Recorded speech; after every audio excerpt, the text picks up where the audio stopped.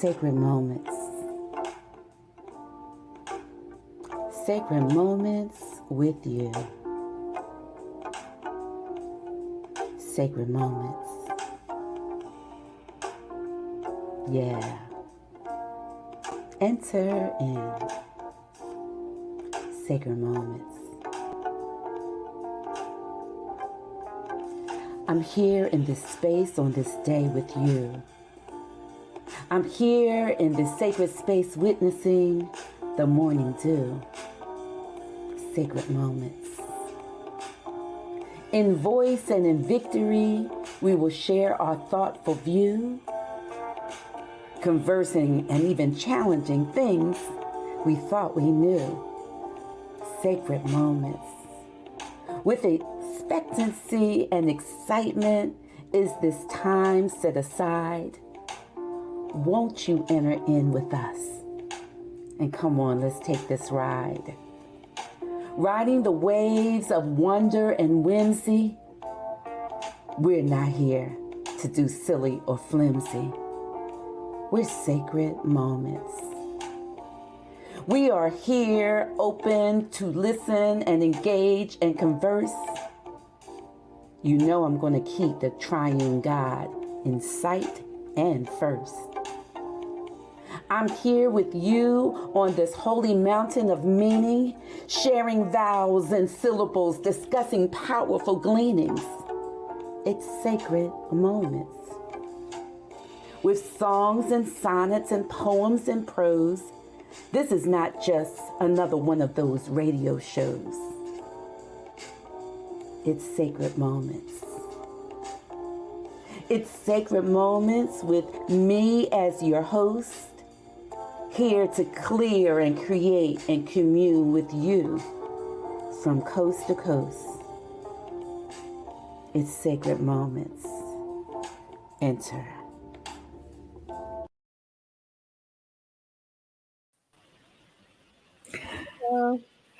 Good morning. Oh boy, we have another morning. Thank goodness. Yep. We made it another week. Yes.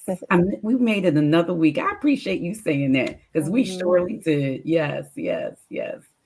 So how was your week thus far? It was good. You know, the holiday coming up, trying to get everything done for Christmas and trying to get our it's going to be bags now for the seniors. We were doing baskets, but I couldn't find a basket. So it's going to be bags that we're giving away, socks and snacks. So that's it. Been kind of busy running, getting new pets. We got a kitten and a new fish. Oh, a kitten and a fish. Yeah, I have a grand cat and a grand fish. Wait a minute. Don't cats eat fish? Or I don't know. I don't know if they really do. I don't know. So. Oh gosh. Do you have names picked out already? The cat's name is Sage, Fluffy, Muffin, Lily, I think. And the fish's name, his name is Rainbow. Okay, so the cat has 4 names? Yeah, Aaliyah named the cat Sage, and then Ahmad added the Fluffy Muffin. I like it. On it, so, yeah. Wow. I had a cat when I was growing up with one name. What is the cat's name? Thank you for asking. The cat's name was Mitten. Oh, that's cute. We got it out of like a elementary school book. You know, Mitten did this and Mitten did that. Yeah, that's cute. I can't even remember whether it was a boy or a girl, but I mean, I loved the cat. And then at a certain point, the cat would be under the dining room table and wait for us to walk by and jump out and tear our legs up. So my cat did that too. Relationship with the cat. Yeah, my cat did that too. The one we had growing up. Yeah, I'm like, wait a minute now. Yeah. you get ready to get kicked out. Oh my goodness. Well, I am really happy to be here and on this particular show. I guess if we were doing a theme, it would be Mid-Wifery, mentoring and missions. Okay. As you see, I like to keep things in one letter Mhm. times three. And so one of my mentors, I picked her to be my mentor. I don't think I ever asked her to be my mentor, but I did. But whatever. Mhm. I'm a side mentor. Yeah. She's here with us, and I'm looking forward to this really great conversation. I do want to say that we have had some wonderful conversations over the span of this radio podcast show. We really have had some engaging conversations, some difficult ones. I really appreciate the mental health of shows and the shows that we talked about, abuse, all kind of things. And I just think all of them have just been really wonderful and helpful. And I'm just grateful for all of our guests that have come forward, with their authentic, transparent selves. Mhm. Yeah, yeah. So I'm going to tell you just a little bit about the Reverend Dr. Marsha Brown Woodard, and then we're going to bring her on. She currently serves as the Director of Supervised Ministries, academic advisor, and senior lecturer in Christian ministry at Palmer Theological Seminary. Go Palmer! She currently serves also as the Director of Christian Education for the Pennsylvania Eastern Keystone Baptist Association. Go PEKBA. I'm going to give shout outs to everybody that I've been associated with. And recently, this is a big deal. Recently, she's the newly elected first ever female vice president for the Baptist Pastors and Ministers Conference of Philadelphia and Nice. Vicinity. I know. I want to talk to her about trailblazing because I believe that she is that. She serves on different organizations like NewCORE, being vice president for that, that deals with race and ethnicity. Oh, I cannot say this word. I'll just say NewCORE for the moment. Okay. She preaches and conducts workshops and seminars and retreat speaker all throughout the United States as well as Africa. And she has numerous publications. She is the author of I Was Tired Today. Author of I Was Tired Today and I Choose to Thrive. And we're going to talk a little bit about that. She's a member of St. Memorial Baptist Church in Bryn Mawr, where she serves as the associate pastor. And I'm just happy to have her come on with us. And we're going to have a great, great, great conversation. So Reverend Dr. Marsha Brown Woodard is in the house. We are going to say, Hello, hello, hello. Hello. And that was a brief bio. I just want you to know that. That was just a small You part. sound like we got a celebrity. We have a celebrity on the show. Long enough, thank you. Definitely. Oh, wow. Well, we're happy to have you here. And before we get started with a little bit more, maybe some serious conversation, I think Alter Ego might have one, and I'm going to do the regular one. But we normally start off by asking our guests, is it called a quirky question, I guess? Or, yeah, a quirky question. Well, my question is, if you had to eat one meal for the rest of your life, what would it be? You get to pick 3 things. So if it was for the rest of my life, it'd probably be some fried chicken, some good macaroni and cheese. We probably should have something green. So if there was some good greens to go with it, that could work. Okay. We notice you say good macaroni and cheese. Yeah. That's right. Not the stuff that I could do myself, like out the little blue craft box. And I know some folk who really know how to macaroni and cheese. A little burn around the crust edge. Yeah, something good. Yeah, so here's an addendum to that, because I had a conversation with my best friend last night over macaroni and cheese. And we were like, okay, is Velveeta really cheese? Or, I mean, what's the purpose of Velveeta? And why do you put it in macaroni and cheese? It's probably what makes it taste right. A whole lot of church folk do. I don't like Velveeta cheese. I don't Mac either. and cheese. I don't understand It makes it taste like the box mac and cheese. Then you kind of taking away from the whole. Because usually people do it, put in other cheeses too. That's only one of several. So it's probably some in it. I'm gonna leave that one out though. But I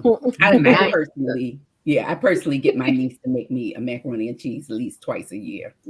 Okay. That's her specialty. So here's my quirky question. If you had a superpower, I think you have a superpower, but if you had one that I'm not thinking of, what would it be? And why? Which one would you like? I don't know. And that is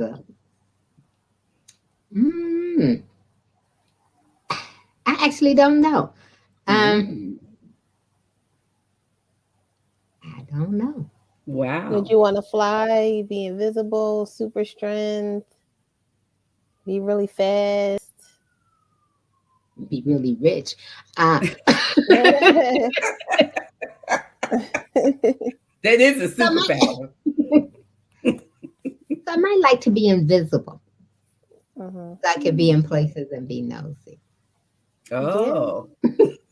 Yeah, that might be fun. And then knock over a glass and say, I heard what you said. I think if I was invisible, I know I would definitely do stuff like that. Knock things down, close the door. I would definitely do it. Tap him on the shoulder. What you doing? Yeah, definitely. We are really spiraling here. It's all right. It's fun though. That's a great question. I'm gonna have to add that to my in my list of classes. Question. Yeah, that really did stump me. So thank you. Good. I think this is the first person that we stumped with that question. This is alter ego. Yeah. Most people did say invisible though. Yeah. Oh yeah. Yeah. A whole lot of these. Yes. I want to start with this question because I want our audience to know that,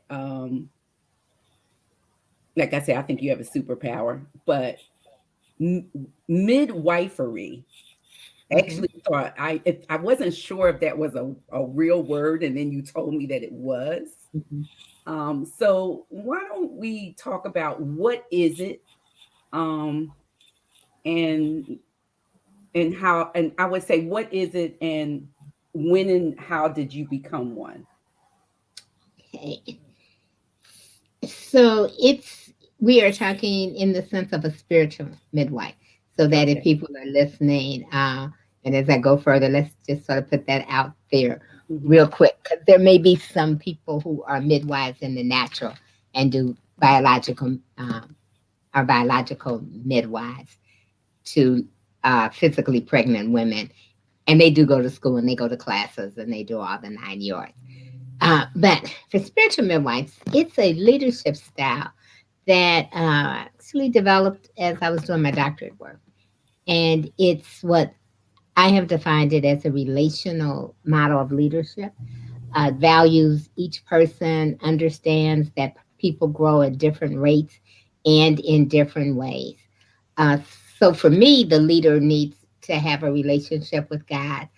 I think technically the style probably could work if somebody didn't, but I created it. I created it thinking of it being so in its original form. I assume the person has a relationship with God, and they're able to live in a creative tension between structure and tradition.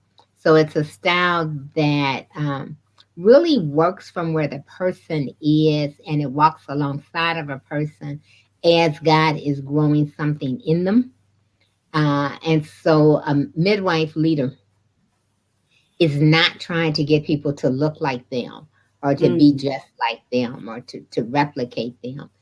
They are coming alongside as something is growing in a person, or when a person is growing themselves. So it got developed because I was doing work with internalized oppression, the messages we had internalized.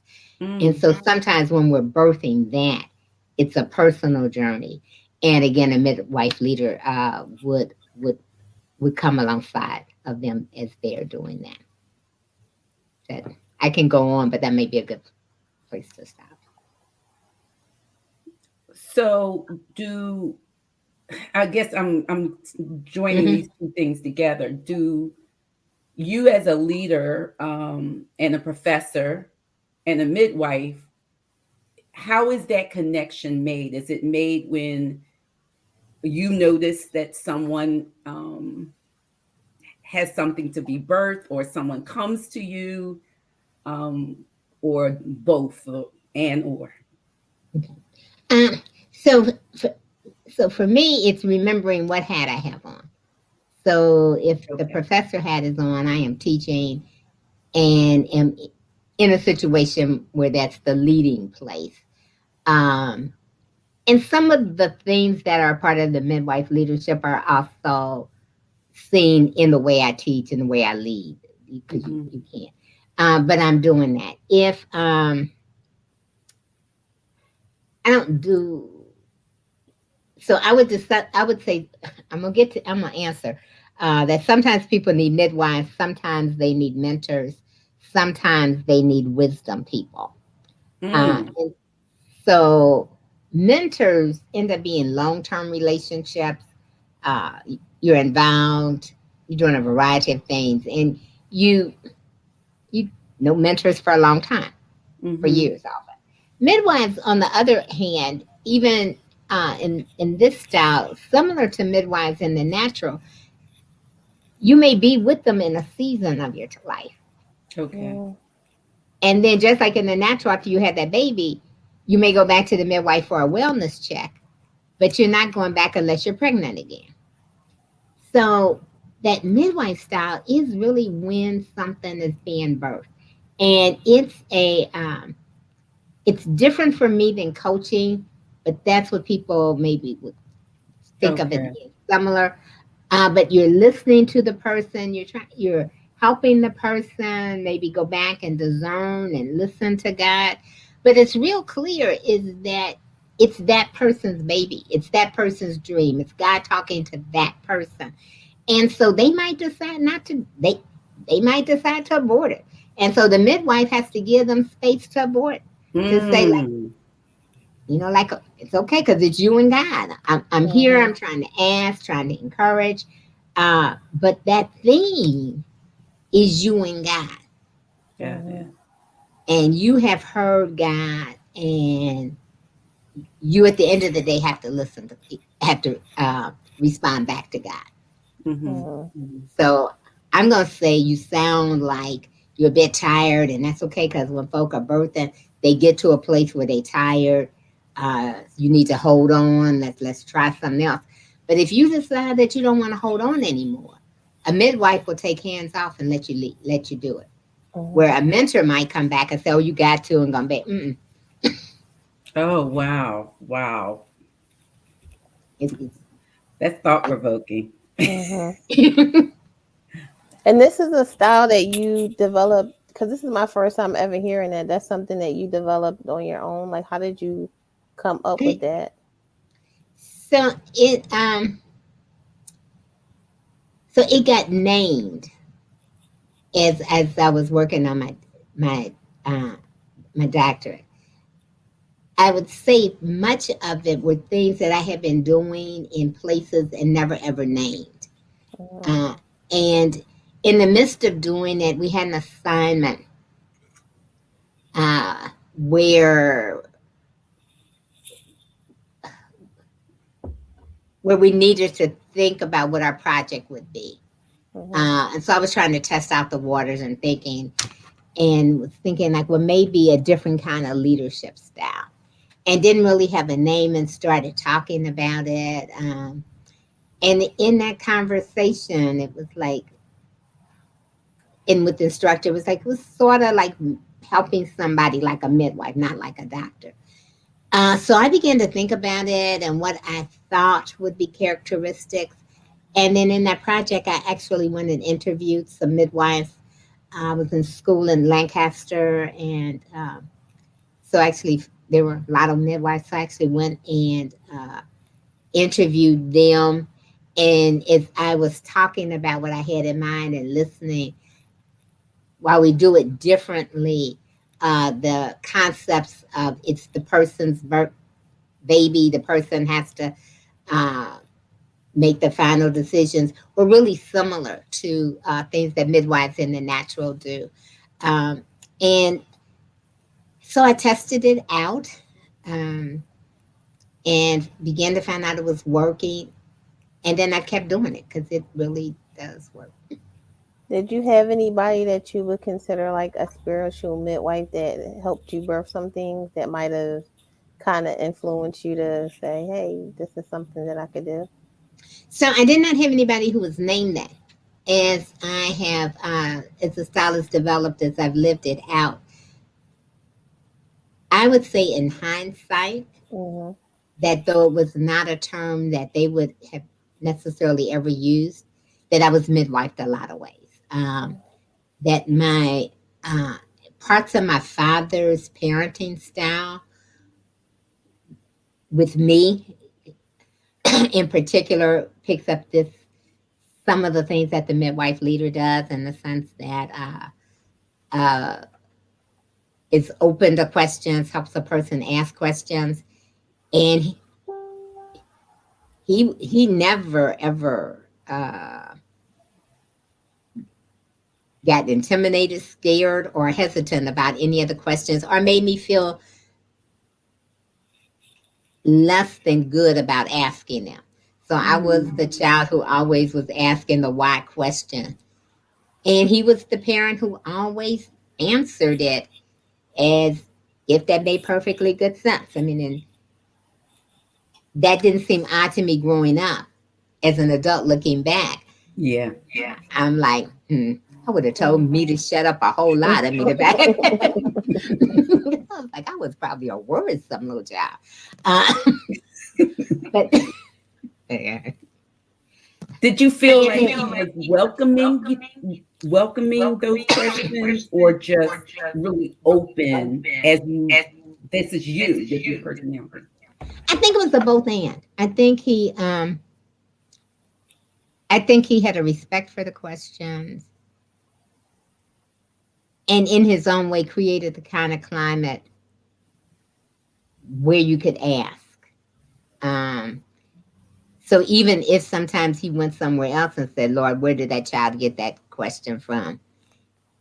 He, in the moment, he never did. So even from little things like driving, if I would ask a question like where we are, he was the one who would say, well, this was what the road marker says, and we're this many miles, and then was teaching me like how to read the road markers.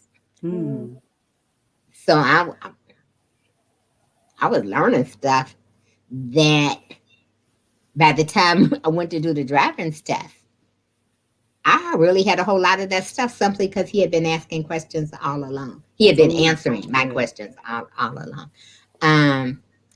Or if he was a deacon, so I would often hang out with him, and we'd go into a funeral. And he would be like, how come you're driving like that? Because in the funeral procession, you got to stay right up on the car. Or he would be yelling at the other people, like they're keeping too much. Well, how come they're keeping too much space? Because if they don't, then somebody's going to break through the line. So he was doing that. And the other way in which he was midwife is that I never knew I was going to be clergy. And I don't think he ever knew I was going to be clergy. But when lo and behold, I became clergy, there was tons of stuff I knew that because of all of these questions, all of this hanging out with him, there are tons of things that I do, and I often have to stop and think like, okay, am I doing that just because my dad did that as a deacon, or do I really have a theological reason for why I'm doing that? So he was one. There were not a lot of women, and I did not know women at the point I was called. So I had a couple of lay women who were very strong in the faith, but who in many ways helped midwife me in the early parts of ministry. just because they knew more about church and church life. And there were not models, and they knew that there were not models. And but they knew good church, what it is to be church. So in the formation, I would say that was happening even when I didn't know the naming. Yeah. Do you feel that, I have so many questions that popped up when you were talking, and Khadija, jump in anytime. Do you feel that it's important to name things now as they, because it was what you were doing this, and you said it didn't have a name. Mm-hmm. Yes. So I definitely believe it's a important secondary leadership style. I don't necessarily think it would be many people's primary leadership style. Gotcha. But I think it's in all of us as leaders have a primary style and then have secondary styles, because you have the style that you do when things are going well, and then you have the leadership style you do when people are acting crazy and stupid, and you need to you may not live out of that place every day, but you know how to bring that leader to the fore when you need to. I think it's the secondary style that is definitely needed, because I believe in the church, people are birthing, that God is birthing things in people, ideas with vision. Sometimes it's ministries, sometimes it's just seasons in their journey, and walking alongside of is different than trying to get them to fit the image of who I've seen do that before. Yeah. That's really good. So learning how to be alongside and have the space that what the person is doing doesn't have to be a replica of me. So I want to read these two things as I was doing some research on you. Oh my. And it says about your doctoral work. So it's two things I want to say here. It says Dr. Woodard's doctoral work focused on internalized oppression. I thought that was powerful, which is a reasonable response to the inundation of messages that are disempowering and devaluing. And you had it said that you utilized a small group of that was facilitated through this midwife leadership style that helped African American clergy women explore those messages. So it seems like this midwifery, yours, it was very focused on these things that were internalized in us, oppressive thoughts and words and actions that we may not even have recognized that we were living with, but living it out. Yes. And that's why, as I was saying, that with the style, sometimes it is when people are birthing something new, but other times it's when they're doing the work of becoming who we are in Christ. So if 2 Corinthians 5:17, if anyone is in Christ, they are a new creation. The old has passed away. All things have become new. We say that, but we don't necessarily help people figure out what is the old that's passed away. And the old that's passed away are the old ways that we thought, the old ways that we've lived. And that's the part of who we are.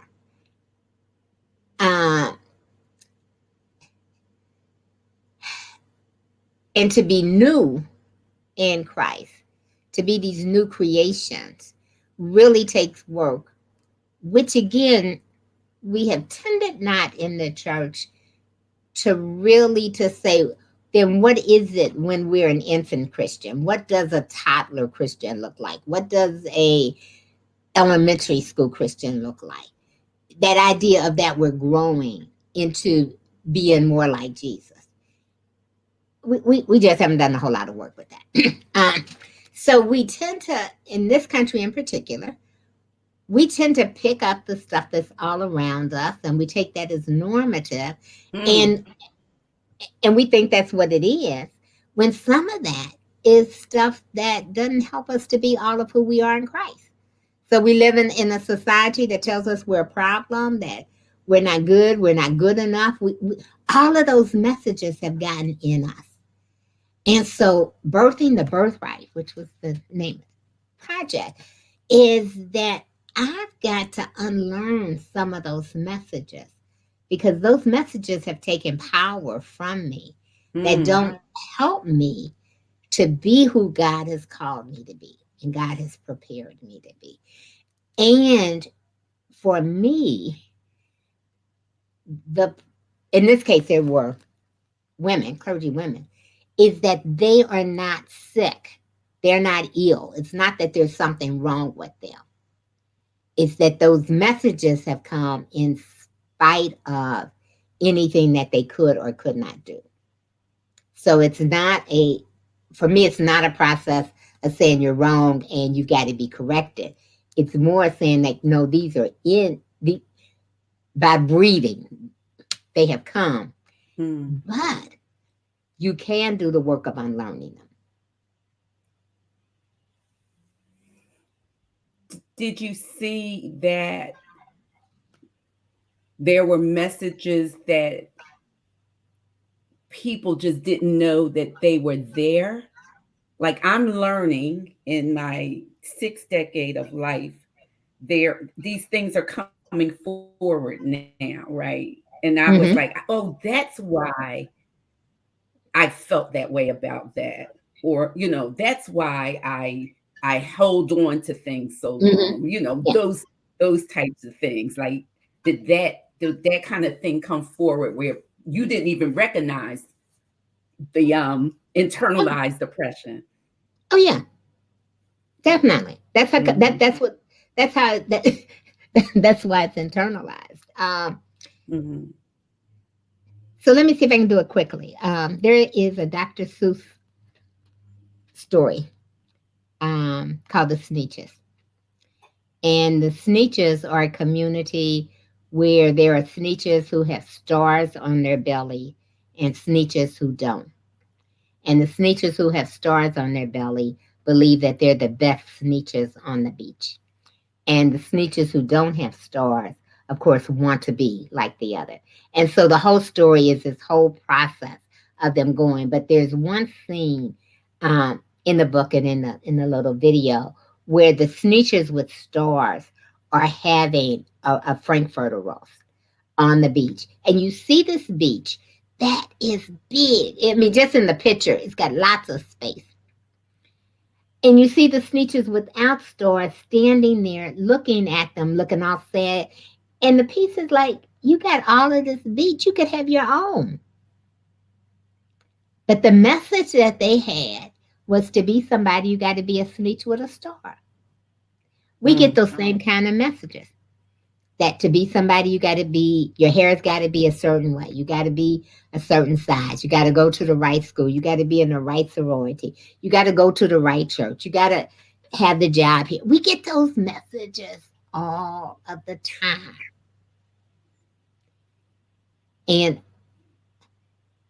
And those messages often take power away from us. It's good to internalize the messages that help us. So the messages that help us to believe that we can do exceedingly and abundantly. Yeah. But those other messages take power away. And we can be living and not realizing that's how we're living. So if in the project, when we're doing it with the women,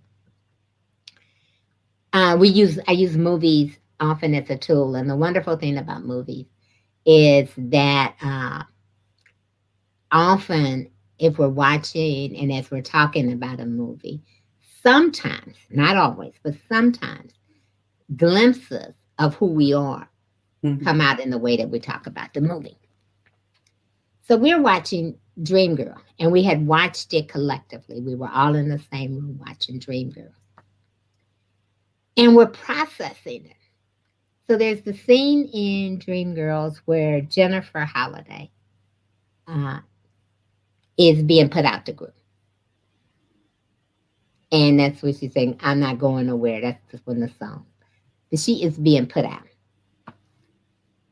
And we're talking about it, and the member of the group is like, yeah, I really love the thing, because there are times where you're in places and you need to leave because the place is not good for you and you need to leave.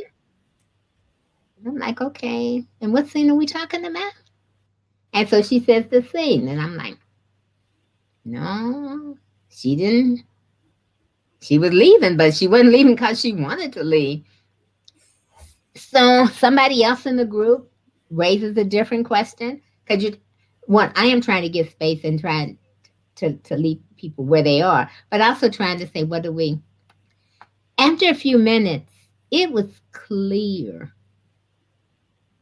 to everybody in the room that there was something in that scene that had gripped that person.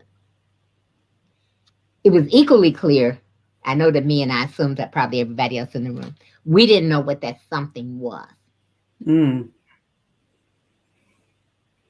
But I knew, okay, there has been some situation in your journey that either you got put out or you got ostracized, but the way you have reframed that in your head was that you wanted to leave.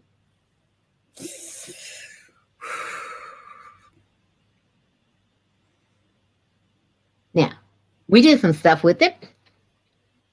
And equally, after other people were asking, I was asking, while I was clear that's what it was, I was also clear that what it was probably so deep that it didn't need someone with more therapeutic skill. And midwife leadership is not psychoanalysis. Gotcha. So part of what the midwife has to know is, yes, but that's the part where some other expertise needs to come in.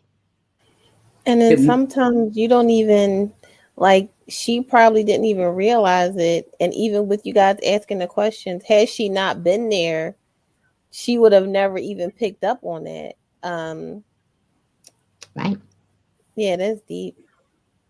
But I know, like, the way I respond to a lot of things, most times I can pinpoint why. And even though I know, like, some people are looking like, girl, that's crazy. Why would you even? I know why I feel that way. Sometimes, not all the time. I'm sure some things like that will come up too. But I just think that that's a blessing for her to have been there at that place to watch that movie, to be able to bring that up. Because a lot of people go through life and just never know.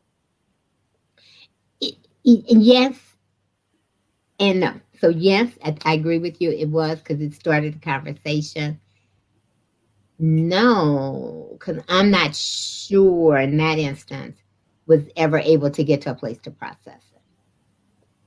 Like, do you, like, in a situation like that, like you said, she probably needed more help. Is it, let me pull you to the side and maybe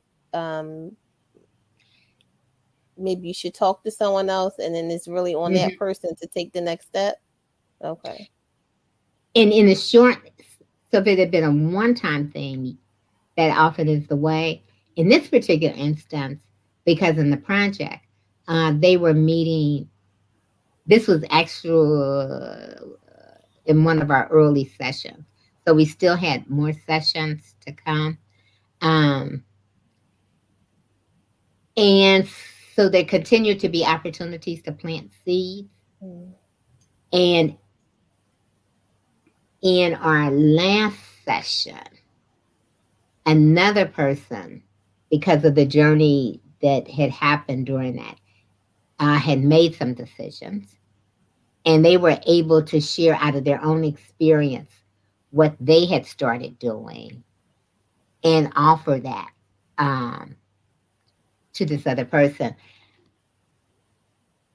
I'm not sure at that point the other person was at a place where they could do that work. And that's okay. Seed planting is good, though, because that's right. There's a book called Seed Planners that I love that kind of talks. You might like that book, Khadija, because you really like books too. But Yeah, it just sits there, and then some, it's watered, and That's right. something happens. I Yes. believe strongly that Yes. these thoughts and moments I've kind of been Mhm. having over this COVID time has been because Mhm. of those seeds that were planted very, Yeah. very long ago. So I want to give a shout out though, because Khadijah, Reverend Dr. Marsha Brown Woodard, when I sat in her class in 20 something 2003, I think it was. It must have been around 2002. This is a long time ago, and I was just a wee little girl. But And that's really when not even able to be teaching because I was just barely out of school. um, so you had us journal in our class. Spiritual direction. Just, that was our homework, Mm-hmm. journal. And seed planting, one of the responses, I think at the end was, and I kept this, it's obvious that you were meant to write a book. Mm. Do you remember that? So I'm not going to say that I've got that memory. Maybe that's the superpower I should have asked for. But I would, and know from journaling and the type, I could see me writing that, yes. Yeah. Because that's the kind of. But that was for me, that was the final confirmation that, someone who didn't know all of my journey, and I'm learning under her, and for her to write that, and I knew at that point that yes. And so, you were doing this work, this unnamed work long before it's named. And I am a grateful recipient of the work that you have done, and I'm grateful for that. You're welcome. Our Thank you for shows bringing it go back. Thank you. so quickly. I'm like, Mhm. oh. Okay, so I'm going to ask this one last question, and because it was something that I think Dee's going to like this. When I was reading that blurb in your work, it says that in this participant-centered environment, the women were free to share, and I love this, as if they were sitting at the kitchen table. Kitchen table. Mhm. Yeah. Can you talk a little bit about the importance of the kitchen table? And I'm gonna just be for real, in a Black household. Mhm. Mhm. Yeah. Praise God. Yeah. That's why the kitchen table is important. It's important. Yeah. And it's that is the image that was in my head in the work for a number of reasons. One, just the image that happens in so many households with people of, especially women of color. But also for me, that even when it wasn't the home kitchen table, when that kitchen table was an Olive Garden, or that kitchen table now might be a Starbucks, but that has often been the place where healing occurred, where being with women, being with other sisters in times that didn't start out to be, where they just started out in conversation, but that in the midst of the conversation, moments changed and people go and get healed and get shared. So I believe that community is important. I believe that you should have same gender friends, so women should have sister friends, men should have brother friends, you should have cross gender friends, so women should have some brothers, men should have some sisters. You should have persons who are older, so like the equivalent, like your parents' generation. You should have what I call wisdom people. Even if you're wisdom people, you get like through a book. You may not know them per se, but you need all of those voices to help us to grow, to help us to become, because we one cannot heal ourselves, and we can't get the information we need just from our own peer group, and just from our own place that they're in kitchens, stories were being shared that were about life and about who we are. And yeah, things were not perfect. And yes, we got stuff that got passed down that we're trying to unlearn now. But that sense of community, that sense of who we are as a people, I am just convinced that as much as I am appreciative of therapy and as much as I've used it, I am equally convinced that God somehow had some whole people long before we had therapy. And that there's something about community that for believers, that there's some stuff that can happen in community. And that for me is it. So kitchen tables, beauty shops, barber shops, those places become important. Amen. Wow. We are at the end of our time, and I was feeling captivated. I don't know what so, Me too. It's like I'm watching the clock, and I'm like, I'm captivated. Oh no. Let me just say that I believe that people will really be helped today, have been in listening and taking it in, and seeds have been planted, and history has been revealed, and all of these wonderful things happen in the space of this community of Sacred Moments radio show. I'm just grateful for you being here. I want everybody to know that the Reverend Dr. Marsha Brown Woodard has, I know, written 2 books. I'm forgetting one. I know one is I Was Tired Today. I choose to thrive. What's I the other choose one? to thrive. I choose to thrive. Yes, yes. And so she has 2 books available. They are wonderful, reflective books, and I hope that you will look them up and make a purchase for that. Reverend Dr. Woodard is like that energizer buddy. She's all over the place. And more than, listen, I'm looking here, she's over there. I don't know how she keeps up with that, but um, please find her on Facebook and follow her. And would you also lift her up in prayer as she continues to do the work that God has given her hands and her heart to do? Khadija, is anything that I'm forgetting? I always got to check in with the producer because. No, I mean, just for everyone to check out Sacred Space Ministries on Fridays. And I don't know, we just have some really great guests on the show. And I just think, like you said, community is important.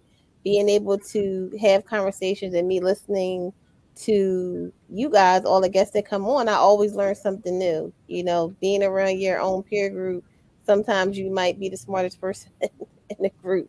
So to be around other people, and I'm like wanting to take notes, I love it. So Yeah.